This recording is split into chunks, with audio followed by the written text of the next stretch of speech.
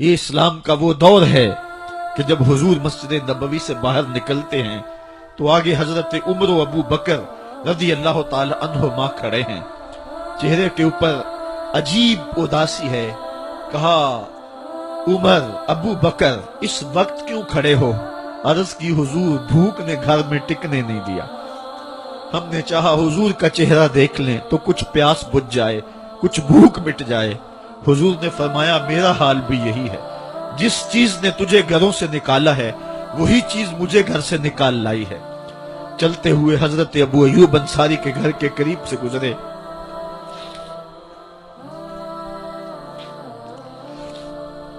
حضور کی خوشبو پا کے وہ باہر آ گئے. عرض کی بندہ نواز آج میرے مہمان نہیں بنتے؟ حضور نے کہا تمہاری مرضی. گھر لے گئے، چٹائی بچھائی، حضور کو بٹھایا، گھر والوں کو بکری کا بچہ ذبح کر کے دیا.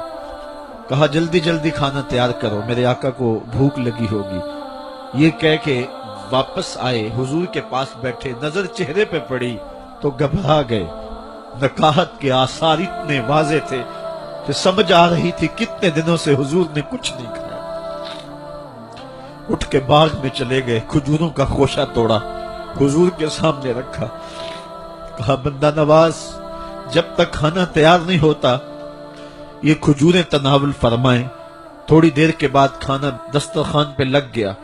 حضور سے عرض کی گئی حضور آئیں کھانا تناول کر لیں.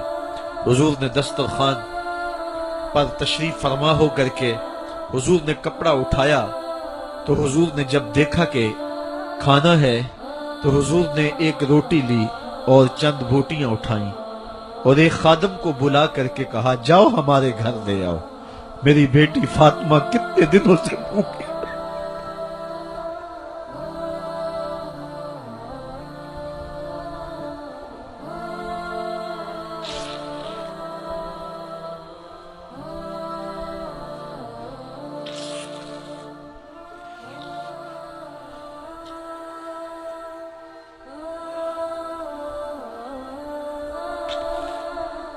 کہا جاؤ ہمارے گھر لے آؤ، میری فاطمہ کتنے دنوں سے بھوکی بیٹھی ہوئی. مال کے کونین ہیں گو پاس کچھ رکھتے نہیں، دو جہاں کی نعمتیں ہیں ان کے خالی ہاتھ میں.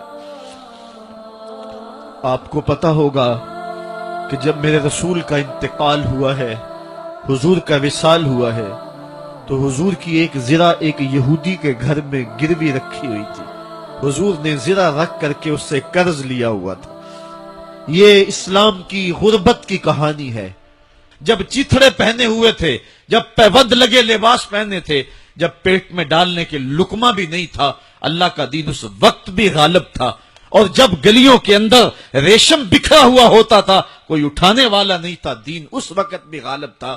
دین کا غالب ہونا یا نہ ہونا اس کا تعلق جو ہے وہ مال و دولت سے نہیں ہے. اقبال کہتا ہے کہ زوال بندہ مومن کا بے زری سے نہیں، مومن کا زوال بے زری سے نہیں ہے بلکہ اس کا سبب کوئی اور ہے. وہ سبب ڈھونڈنا ہے کہ ہم دنیا میں رسوا ہو کے کیوں رہ گئے، ہم زمانے کے سامنے تماشا کیوں بن کے رہ گئے. آج نبی کی امت پوری کائنات میں رسوا ہو کے کیوں رہ گئی. آج ہمارا تماشا دیکھا جا رہا ہے.